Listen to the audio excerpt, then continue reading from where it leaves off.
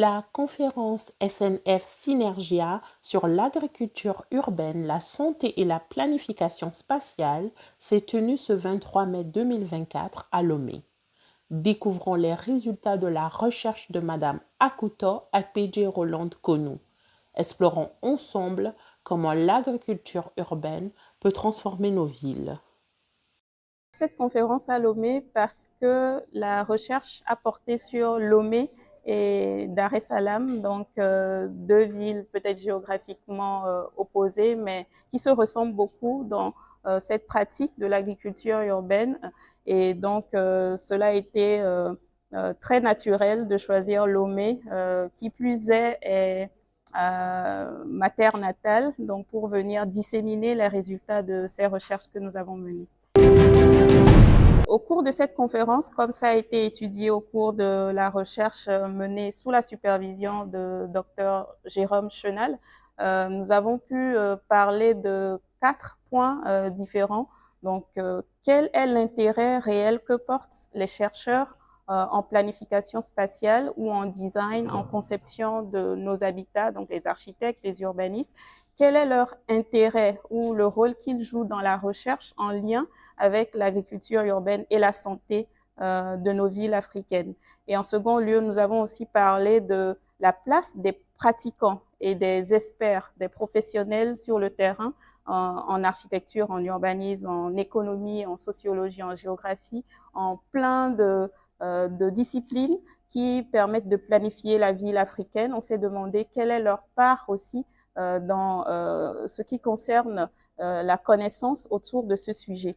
Et en troisième lieu, on a aussi parlé du côté sain de la nourriture que nous pouvons trouver de cette pratique de l'agriculture urbaine.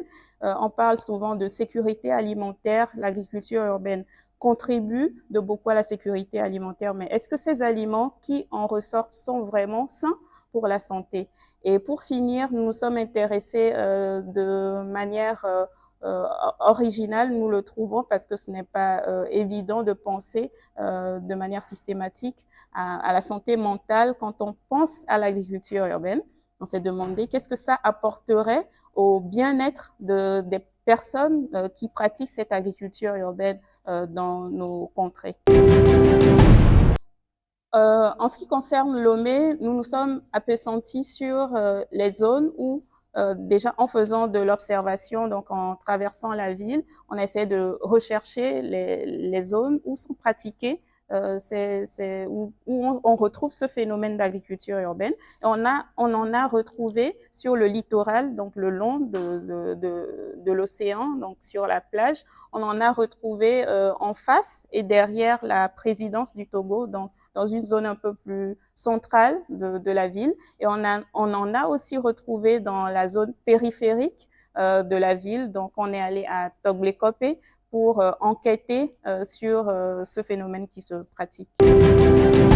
Nos attentes par rapport à la journée d'aujourd'hui, c'est d'apporter les résultats de nos recherches au public divers, qui n'est pas forcément directement lié à de la recherche scientifique qui se fait dans un laboratoire de recherche. Et donc, l'idée, c'est de rassembler des acteurs différents qui, chacun, a sûrement son rôle à jouer sur la longue chaîne de cette question qui rassemble d'ailleurs 3 points très larges, donc la planification spatiale, le design de l'habitat, la santé et l'agriculture. C'est vraiment déjà trois grandes disciplines qui se retrouvent. Donc, il est d'autant plus important de rassembler ces personnes-là.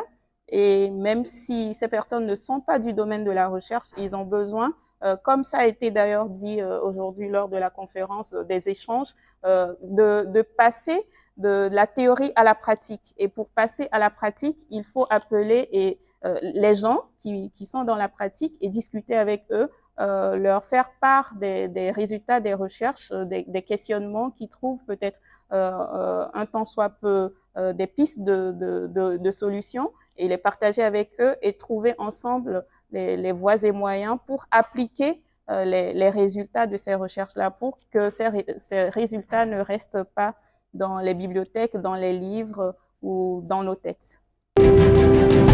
Les recommandations de notre côté sont surtout à l'endroit des planificateurs, des autorités qui mettent en place qui peuvent mettre en place les recommandations qui sortent de ces recherches, parce que nous trouvons que l'espace se planifie, se vit mieux quand il est planifié. D'ailleurs, la recherche à Dar es Salaam l'a beaucoup prouvé. Les choses étant super bien organisées là-bas, on voit peut-être une corrélation beaucoup plus positive avec les résultats que nous avons là-bas. Et on pourrait peut-être dire que plus c'est planifié, et peut-être même spatialement, plus il y a de la recherche qui est faite, plus il y a de l'investissement qui est aussi fait dans cette recherche, plus il y a de l'investissement qui est fait dans l'accompagnement de ces personnes qui pratiquent cette agriculture urbaine, plus il y aura du résultat positif. Donc, déjà, les recommandations vont à l'endroit de ces personnes qui peuvent prendre des décisions, des personnes de prise de décision, qui puissent intégrer donc des recommandations encore plus pointues qui ressortent de ces recherches.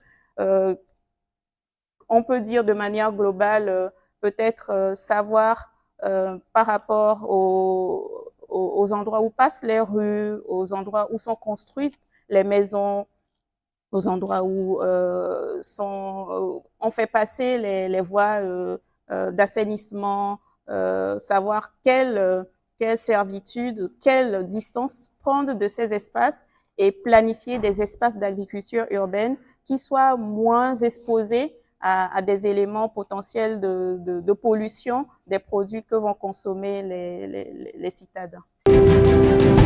En planifiant, donc en amont, en étant proactif sur cette agriculture urbaine, on peut diminuer ces risques et augmenter plutôt les avantages. Cette recherche a duré 4 ans, donc comme toutes les thèses de doctorat à l'EPFL, et ça a commencé en janvier 2020. Et donc, cette recherche est en train de prendre fin maintenant et sera soutenue dans quelques semaines.